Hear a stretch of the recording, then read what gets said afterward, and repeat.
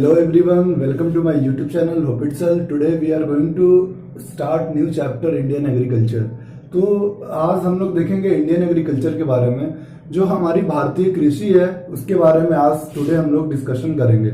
तो अगर हम बात करें इंडियन एग्रीकल्चर की, तो सबसे पहले हमें ये जानना चाहिए कि question exam point of view से कैसा है ये चैप्टर। तो अगर हम बात करें एसएससी में, बिहार दरोगा में, एनटीपीसी में, तो कृषि से संबंधित जरूर एक से दो प्रश्न हमारे एग्जाम में जरूर देखने को मिलते हैं। जैसे कि प्रश्न आ जाते हैं कि गेहूं के उत्पादन में सबसे अग्रणीय राज्य कौन सा है। भारत का गेहूं के उत्पादन में अग्रणीय राज्य कौन सा है। वही चावल के उत्पादन में अग्रणीय राज्य कौन सा है। फिर अगर बात करें कपास के उत्पादन में अग्रणीय राज्य कौन सा है। फिर बात करें मूंगफली के उत्पादन में अग्रणीय राज्य कौन सा है। ज्वार के उत्पादन में, मक्का के उत्पादन में, है ना, बाजरा के उत्पादन में। तो ये सब सारे बहुत ही इंपॉर्टेंट क्वेश्चंस बनते हैं। और अगर हम वही बात करें कि कृषि अनुसंधान परिषद कहाँ है, तो ये सारे क्वेश्चंस क्या होते हैं डायरेक्टली एग्जामों में आपसे पूछ लेते हैं। या पहला कृषि विश्वविद्यालय कहाँ स्थापित हुआ था और हमारे जीडीपी में कृषि का योगदान क्या है। तो ऐसे ऐसे क्वेश्चंस बनते हैं जो कि हम देखेंगे।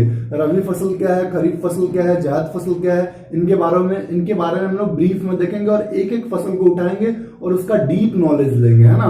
कहने का मतलब है चावल को उठाया तो चावल कहाँ कहाँ पे होता है, कि चावल की कौन कौन सी औस, अमन, है ना, बोरो प्रजातियां होती हैं, वो कैसे, कुछ चावल को हम लोग छिड़क के बोते हैं और कुछ चावल को नर्सरी में उगा के प्रतिरोपण किया जाता है, उनके बारे में सब में देखेंगे। अगर गेहूं की बात करेंगे तो गेहूं में कौन से रोग होते हैं, चावल में कौन से रोग होते हैं धान की खेती में, और उन रोगों को कैसे दूर किया जाता है, इसके बारे में हम लोग ब्रीफ में जानेंगे। तो सबसे पहले अगर हम कृषि के बारे में स्टार्ट करें, तो कृषि एक क्या है, हिंदी शब्द है, ठीक है, और इंग्लिश इसका शब्द होता है एग्रीकल्चर। एग्रीकल्चर, है ना, एग्रीकल्चर। तो अगर हम बात करें एग्रीकल्चर का, तो ये है इंग्लिश वर्ड जो कि लैटिन शब्द से मिलता जुलता है ना। एग्रीकल्चर जो वर्ड है वो लैटिन शब्द से मिलता जुलता है। तो ये टू पार्ट अगर हम देखेंगे एग्रीकल्चर को, तो एग्री और प्लस कल्चर से मिलके क्या बना है, एग्रीकल्चर। और अगर एग्री की बात करें तो ये एक लैटिन भाषा है। लैटिन भाषा में एग्री को हम लोग बोलते हैं भूमि, ठीक है, समझ में आ रही होगी बात। और कल्चर को हम लोग क्या बोलते हैं, कल्चर को बोलते हैं कृषि करने से। कल्चर का मतलब होता है कृषि करने से, ठीक है। तो भूमि पे कृषि करने को ही हम लोग क्या बोलते हैं, एग्रीकल्चर, है ना। भूमि पे कृषि करने को हम लोग क्या बोल सकते हैं, एग्रीकल्चर। तो ये सब लैटिन भाषा है, एग्री और कल्चर, यहां से जो इंग्लिश शब्द आया है एग्रीकल्चर बना है, ठीक है। तो अब शुरू से बात करते हैं कि हमारी कितनी प्रतिशत जनसंख्या जो आजीविका है उनका वो कृषि पर निर्भर है। तो भारत में की 55% जो जनसंख्या है ना, 55% लोग किस पे निर्भर है, कृषि पर निर्भर है। ये बात आपको याद होनी चाहिए, ठीक है। तो मतलब कहने का मतलब है कि जब अंग्रेज शासन किए, जब सिंधु घाटी सभ्यता आई, तब से ही क्या हुआ, खदानों के उत्पादन का साक्ष्य मिला, जैसे जौ के साक्ष्य मिले, चावल के साक्ष्य मिले। तो ये सब बहुत ही पुरानी परंपरा है जो होते आ रही है। अगर हम सिंधु घाटी सभ्यता की बात करें तो 1450 से 1750 ईसा पूर्व के बीच में ये सभ्यता हुई थी, तब से कृषि की जा रही है ना। आप लोग इतिहास पढ़े होंगे, आप लोग को पता होगा, ठीक। अब कुछ पॉइंट है जो एग्जाम पॉइंट ऑफ व्यू से इंपॉर्टेंट है, उसके बारे में हम लोग चर्चा करेंगे। तो कितने प्रतिशत, भारत के कितने प्रतिशत भूभाग पे कृषि की जाती है। तो अगर हम देखेंगे कि कृषि का जो भूभाग है भारत पे, वो 51% भूभाग पे क्या करी जाती है, कृषि की जाती है। अगर वन की बात करें तो वन है हमारे भारत के 21% भूभाग पे क्या है, वन है। 51% पे कृषि, 21% पे वन है। चारागाह की बात करें तो चारागाह 4% भूमि पे, भारत के 4% भूमि को चारागाह माना जाता है।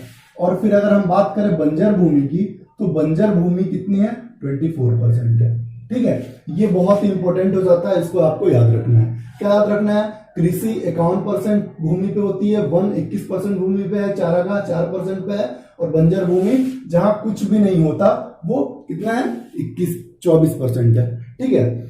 तो अब बारी आई कि भाई कृषि को उन्नत बनाने के लिए जब अंग्रेज शासन कर रहे थे तो उनको क्या था, लगान का जो स्रोत था उनका वो कृषि से सबसे ज्यादा था। तो वो क्या करते थे कि बहुत सारी प्रथाएं चलाई, जैसे जमींदारी प्रथा, रैयतवाड़ी प्रथा, महालवाड़ी प्रथा। ये सब प्रथा में क्या हुआ कि किसानों का खून चूस लिया गया है ना।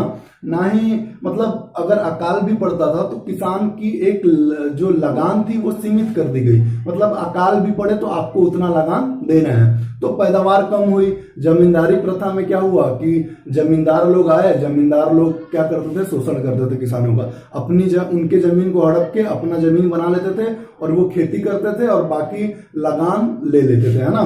तो 10/11 भाग लगान दे देते थे गवर्नमेंट को और 1/11 भाग अपने रख लेते थे। तो वैसे कर करके शोषण होता गया और कृषि निचले से निचले स्तर में गिरती गई। अगर हम बात करें कृषि का योगदान हमारे जीडीपी में, कृषि का योगदान के बारे में अगर हम बात करेंगे तो जब देश आजाद हुआ तो 1950-1951 में जब कृषि का योगदान हमारे जीडीपी में देखा गया तो उस समय जो योगदान था वो था 53.1%, है ना। 1950 से 1951 में, एकदम सिंपल भाषा में समझेंगे, एकदम सिंपल भाषा में, मतलब आप एक बार वीडियो को अच्छे से देखिएगा ना तो आपको क्लियर हो जाना है। मैं लास्ट तक वीडियो जरूर देखिएगा क्योंकि लास्ट में मैंने 10 इंपॉर्टेंट क्वेश्चंस इसमें दिए हैं ताकि आपका थ्योरी के साथ साथ जो क्वेश्चन वाले पार्ट है वो भी कवर अप हो जाए, ठीक। तो 1950 से 51 में देखा गया जीडीपी में कृषि का योगदान तो 53.1% था। फिर आगे बढ़ा गया 1990 से 1991 में देखा गया जीडीपी तो वो था 29.6% का, है ना। 1950 से 1951 में जीडीपी में कृषि का योगदान कितना था, 53% लगभग। और 1990-1991 में जीडीपी का कृषि का योगदान जीडीपी में कितना था, 29.6%। फिर अगर आगे बात करेंगे 2016 से 2017 में तो जो जीडीपी में कृषि का योगदान है वो कितना हो गया, घट के 7.4% हो गया। तो ये सब चीजें क्या बताती है, कृषि पर ध्यान नहीं दिया गया, है ना।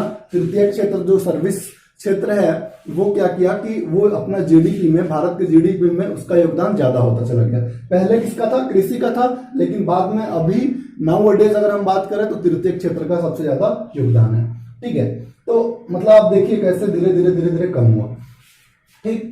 तो अगर हम बात करें कि अब अंग्रेजों को जरूरत पड़ी कि भाई लगान उनको कैसे मिलेगा, जब अगर कृषि उन्नत होगी तभी तो ज्यादा से ज्यादा लगान वो लोग प्राप्त कर पाएंगे। तो इसके लिए उन्होंने एक कृषि अनुसंधान परिषद की गठन की 1929 ईस्वी में। देखिए मिटा देता हूं मैं यहाँ पे, इसको देख लीजिएगा, इसको लिख लीजिएगा, स्क्रीनशॉट ले लीजिएगा।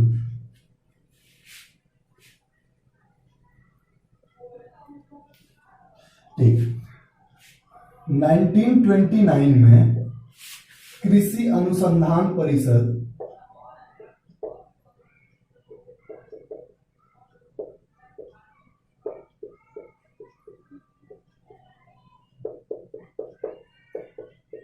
गठन किया गया, है ना, गठन किया गया, ठीक है। तो 1929 ईस्वी में कृषि अनुसंधान परिषद का गठन किया गया जो कि अभी भी वहीं पे स्थित है। अगर इसके मुख्यालय की बात करें तो ये कहां पे बनाया गया, तो ये बनाया गया न्यू दिल्ली में, ठीक है, इसको याद रखिएगा। और ये एग्जाम पॉइंट ऑफ व्यू से बहुत इंपॉर्टेंट हो जाता है। तो 1929 में कृषि अनुसंधान परिषद का गठन किया गया और मुख्यालय इसका कहां बनाया गया, नई दिल्ली में। तो नई दिल्ली में क्या किया गया, कृषि अनुसंधान परिषद का गठन किया गया। मैं ये बार बार बोल रहा हूं ताकि जो इंपॉर्टेंट चीज है मैं उसको बार बार दोहराऊंगा, तो मेरे साथ आपको भी बोलते जाना है ना, एक बार बोलना सीख जाइएगा तो क्लियर हो जाएगा सब। फिर उसके बाद क्या हुआ कि 1960 ईस्वी में, 1960 में एक कृषि विश्वविद्यालय की स्थापना की गई। किसकी स्थापना की गई, कृषि विश्वविद्यालय की स्थापना की गई। तो 1960 ईस्वी में पहला कृषि विश्वविद्यालय की स्थापना की गई, है ना, पहला कृषि विश्वविद्यालय की स्थापना की गई। ये आजादी के बाद, है ना, स्थापना की गई ताकि जो कृषि का योगदान है वो बढ़ सके, जो खाद्यान्न उत्पादन है वो बढ़ सके। तो ये कहाँ किया गया, स्टार्टिंग में तो ये उत्तर प्रदेश में किया गया और इसका फिर बाद में जब 9 नवंबर 2000 को जब उत्तर प्रदेश उत्तराखंड में विभाजित हुआ तो ये विश्वविद्यालय कहाँ चला गया? उत्तराखंड में। और उत्तराखंड में इसका नाम पड़ा, उत्तराखंड में इसका नाम पड़ा गोविंद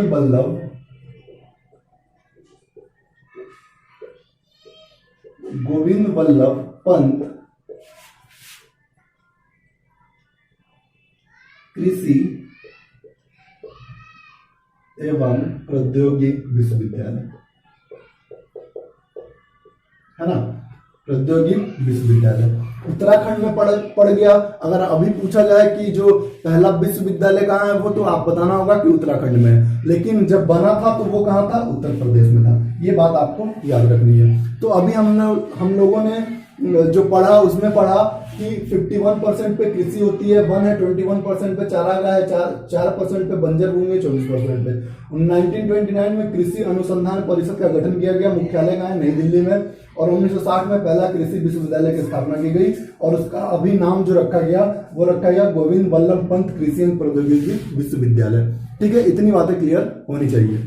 अब आगे बात करते हैं हम लोग कि जब देश आजाद हुआ तो जो खाद्यान्न उत्पादन था ना वो 5 गुना ही बढ़ पाया। क्यों बढ़ पाया 5 गुना?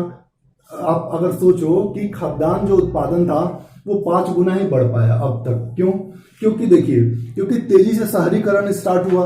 ग्रामीण की 20% जो भूमि थी वो शहर में चली गई, तो वहां मकान बने, मल्टीप्लेक्स बने, है ना, मॉल्स बने। तो वहां क्या हो गया कि अब खेती तो हो नहीं सकती है, तो वहां पे क्या हो गया कि जोतों की संख्या कम हो गई। तो इसके लिए 1949 में गवर्नमेंट ने क्या किया कि 3 तरह का सिस्टम निकाला कि ताकि जो भूमिहीन किसान हैं और अगर हम बात करें जिन जमींदार लोग हैं तो उनको कैसे उनकी भूमि को हम लोग किसानों में बांट सके। उसके लिए भूदान आंदोलन भी 1951 में हुआ। चलिए उसके बारे में थोड़ा सा एक बार देखते हैं। तो अगर हम कृषि की बात करें ना तो कृषि में बेसिकली पशुपालन, मत्स्य पालन, है ना, रेशम कीट पालन, वानिकी, ये सब कृषि के अंतर्गत ही आते हैं। सिर्फ फसलोत्पादन ही नहीं कृषि है, कृषि मत्स्य पालन भी है, पशुपालन भी है, वानिकी भी है ना, रेशम कीट पालन भी कृषि के अंतर्गत आता है। तो इस बात को आप लोग ध्यान रखिएगा। ठीक है, चलिए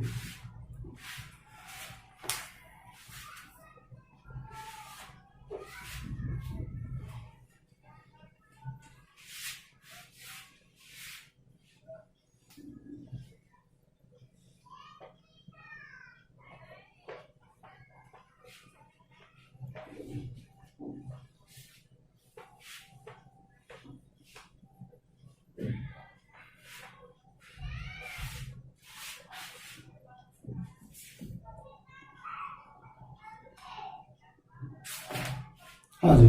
तो जब 1949 में एक 3 भूमि सुधार कानून लाया गया, ठीक, 1949 में 3 भूमि सुधार कानून लाया गया जो कि असफल रहा, है ना। कैसे असफल रहा उसको देखते हैं। कानून लाया गया, पहला था हदबंदी, दूसरा था चकबंदी और तीसरा था काश्तकारी कानून। तो हदबंदी, चकबंदी और काश्तकारी को एक एक करके समझते हैं। अगर हम हदबंदी की बात करें तो भूमि रखने की एक सीमा निर्धारित की गई, है ना, भूमि रखने की एक सीमा निर्धारित की गई।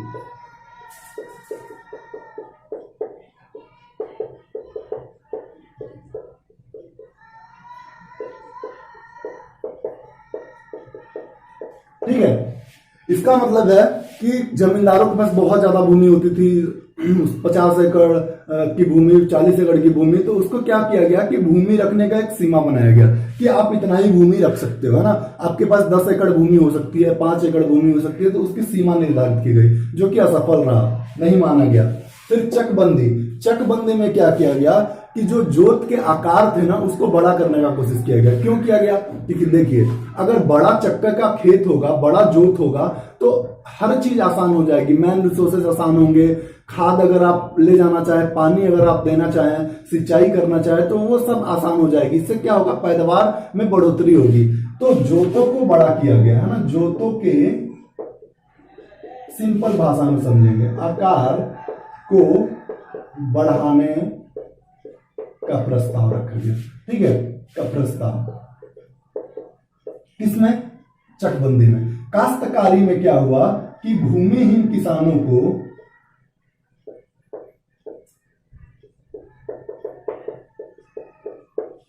भूमि देने का वादा किया गया। भूमि देने का प्रस्ताव रखा गया। ठीक है, काश्तकारी में भूमिहीन किसानों को भूमि देने का प्रस्ताव रखा गया। तो ये सब चीजें हैं क्या कि मतलब जब देश आजाद हुआ तो कैसे गवर्नमेंट सोची कि कृषि को थोड़ा सा अच्छा बनाया जाए, लेकिन ये तीनों कानून क्या हो गए? फेल हो गए। फिर आगे देखेंगे तो 1951 में भूदान आंदोलन स्टार्ट हो गया। ठीक है, भूदान आंदोलन, आपको पता होगा भूदान आंदोलन किसके नेतृत्व में हुआ था? तो वो नेतृत्व थे विनोबा भावे, है ना, पढ़ा होगा आपने। तो विनोबा भावे ने ये आंदोलन चलाया जिसमें क्या किया गया? भूदान, है ना। इससे मतलब ही निकल रहा है भूदान, मतलब भूमि को दान, भूमिहीन किसानों को दान करने के लिए ये भूदान आंदोलन चलाया गया। कुछ हद तक ये आंदोलन सक्सेस था, लेकिन अगर हम ओवरऑल देखेंगे तो अनसक्सेस था, है ना, क्योंकि बहुत सारे लोग अपने भूमि छोड़ने के लिए तैयार नहीं हुए, और जो भी गवर्नमेंट भूमि थी किसी ने लूटा, किसी ने कब्जा किया, तो ये सब चीजें होकर अनसक्सेसफुल हो गई जो भूदान आंदोलन था। तो ये सब बातें रही हमारे कृषि की कि जो पास्ट टाइम में कैसे होती आ रही थी, और अभी जब कृषि का प्रारूप देखेंगे, अगर हम स्वतंत्रता के बाद की बात करें तो जो खाद्यान्न उत्पादन है ना वो 5 गुना ही बढ़ पाया है।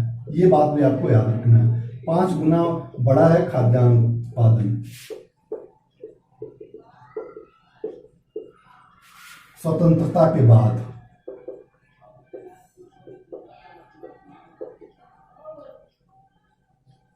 ठीक है, स्वतंत्रता के बाद खाद्यान्न उत्पादन 5 गुना ही बढ़ पाया। क्यों बढ़ पाया वो मैं आपको बता दिया हूं। अब चलिए थोड़ा सा बात करते हैं हम लोग कि जो हमारी फसल ऋतुएं हैं वो कौन कौन सी हैं। क्लियर है? तो ये चीजें आपको याद होनी चाहिए कि हदबंदी क्या थी? भूमि रखने की सीमा निर्धारित की गई थी। चकबंदी में जोतों के आकार को बढ़ाने का प्रस्ताव था। काश्तकारी में भूमिहीन किसानों को भूमि देने का प्रस्ताव था। और भूदान आंदोलन इससे संबंधित है कि भूमि दान करने से संबंधित है। और स्वतंत्रता के बाद 5 गुना बढ़ा खाद्यान्न उत्पादन, है ना। देश में स्वतंत्रता के बाद 5 गुना बढ़ा था खाद्यान्न उत्पादन, इससे ज्यादा बढ़ोतरी नहीं हो पाई। तो वो मैंने आपको बताया है कि क्यों नहीं बढ़ोतरी हो पाई।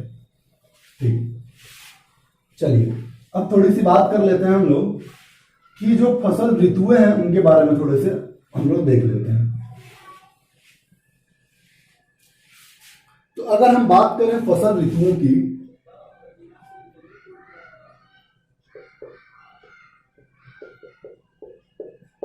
तो भारत में 3 तरह की फसल ऋतुएं हैं। कौन कौन सी? एक तो रबी फसल, दूसरी अगर बात करें तो खरीफ फसल, और तीसरी अगर हम बात करें तो जायद फसल। ठीक है, और अगर हम बात करें रबी फसल की, तो रबी हम कैसे याद कर सकते हैं? हम कभी जिंदगी में लाइफ टाइम नहीं भूलेंगे। मान लीजिए रबी आपका दोस्त है, और रबी ऑलवेज कब आता है? सर्दियों में आता है ना। सर्दी कब पड़ती है? अक्टूबर और नवंबर के महीने में। सर्दियां स्टार्ट कब होती हैं? अक्टूबर और नवंबर के महीने में। तो आप हमेशा याद कर लीजिए कि रबी मेरा दोस्त है, और वो आता है कब? सर्दियों में आता है। तो जो इसकी बुआई होती है वो कब होती है? अक्टूबर से नवंबर में। और कटाई कब होती है? तो कटाई होती है मार्च से अप्रैल। ठीक है, और अगर हम यही बात खरीफ की बात करें तो खरीफ की बुआई अभी समय है खरीफ की बुआई का, है ना। 4-5 सप्ताह के लिए नर्सरी में या एक किसी छोटे से खेत में जो धान के बीज हैं उनको उगाया जाएगा, और उसका 5-7 सप्ताह में वो बड़े हो जाएंगे। फिर उसको खेतों में प्रतिरोपण कर दिया जाएगा।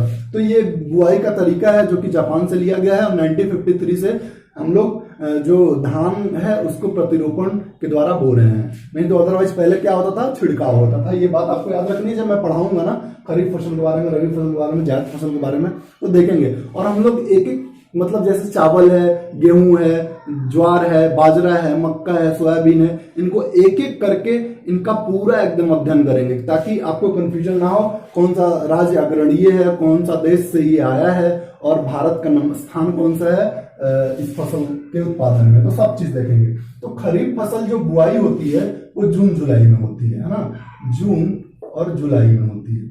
और इसकी जो कटाई होती है, जो खरीफ फसल लग के तैयार हो जाते हैं, वो कब होते हैं? अक्टूबर नवंबर में। मतलब ये गर्मियों में लगाई जाती है और अक्टूबर नवंबर ठंडी में काट ली जाती है। ये बात आपको याद रखना चाहिए, ठीक है। और अगर हम जायद फसल के बारे में बात करें तो ये मार्च अप्रैल में लगाई जाती है और जून जुलाई में काट ली जाती है। तो इनका जो पीरियड, टाइम ऑफ पीरियड होता है वो बहुत कम होता है। अभी देखेंगे जायद फसल में क्या क्या आता है, खरीफ फसल में क्या क्या आता है, रबी फसल में क्या क्या आता है। तो ये क्लियर होना चाहिए कि जो रबी फसल है वो सर्दियों में हम लोग बोते हैं और मार्च अप्रैल में काट लेते हैं। गेहूं है ना, गेहूं की बुआई कब होती है? अक्टूबर नवंबर में होती है और काटा कब जाता है? मार्च अप्रैल में, जब थोड़े से गर्मी पड़ने लगती है तो काट लिया जाता है। फिर खरीफ की फसल जून जुलाई में, अभी जैसा कि बोया जा रहा है ना, अभी खेतों में बीज, जो नर्सरी है उसमें बीज को उगाया जा रहा है। 5-7 सप्ताह लगेंगे उसको बड़े होने में थोड़े से। तो फिर जब वो बड़ा हो जाएगा, कितना इंच का हो जाएगा ये भी मैं बताऊंगा। तो वो सब चीजें हम लोग बात करेंगे ब्रीफ में। तो रबी की अगर हम बात करें तो रबी फसल में आ जाता है गेहूं, जौ, चना, है ना, दलहन समझ लीजिए, और सरसों, ठीक, अलसी आदि। ये सब क्या है? ये सब आते हैं रबी फसल में। अगर हम खरीफ फसल की बात करें तो खरीफ फसल में आते हैं चावल, ज्वार, है ना, मक्का, फिर बात करें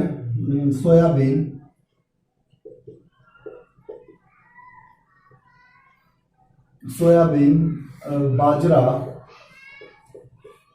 ठीक है, आदि। ये सब किसमें आता है? खरीफ फसल में आते हैं। देखेंगे हम लोग ब्रीफ में खरीफ फसल को भी और रबी फसल को भी। अब जायद फसल की अगर हम बात करें तो जायद फसल में क्या आता है? तरबूज, ककड़ी, है ना, खीरा और भिंडी, ये सब्जियां, है ना, सब्जियां किसमें आ जाती हैं? जायद फसल में आ जाती हैं। तो डायरेक्टली इससे क्वेश्चंस आपके एग्जामों में पूछ लेता है कि कौन सा जायद फसल है और कौन सा खरीफ फसल है और कौन सा रबी फसल है। तो इनके बारे में हम लोग ब्रीफ में देखेंगे, जो नेक्स्ट लेक्चर होगा उसमें देखेंगे। लेकिन अभी आपको इतना सारा चीज जितना मैंने पढ़ा है ये सब चीजें आपको याद होनी चाहिए। तो एक बार देख लीजिए, रबी फसल में बुआई अक्टूबर नवंबर में, कटाई मार्च अप्रैल में। खरीफ फसल जून जुलाई में बुआई होती है, कटाई अक्टूबर नवंबर में होती है। जायद फसल मार्च अप्रैल में, जून जुलाई में काट ली जाती है। और जो रबी फसल है उसमें गेहूं, जौ, चना, दलहन, है ना, ये सब चीजें आती है। फसल की बात करें तो चावल, ज्वार, सोयाबीन, मक्का, तिल, मूंगफली, उड़द, कपास, है ना, ये सब चीजें किसमें आती हैं? कपास, तिल, ये सब चीजें किसमें आती हैं? ये खरीफ फसल में आती है। जायद फसल की अगर बात करें तो तरबूज, ककड़ी, खीरा, भिंडी, सब्जी, है ना, विभिन्न प्रकार की सब्जियां भी किसमें आ जाती हैं? जायद फसल में आ जाती हैं। तो अभी हम देखेंगे क्वेश्चंस कुछ, और वो क्वेश्चंस का आपको कमेंट बॉक्स में जवाब देना है। कुछ क्वेश्चंस मैं आपके बोर्ड पे लिखूंगा और उसका जवाब आपको कमेंट बॉक्स में देना है। मैं नंबरिंग करके लिख दूंगा क्वेश्चंस और आपको बताना है ए का बी, 2 का सी, ऐसे करके जवाब दे देना है कमेंट बॉक्स में, ठीक है।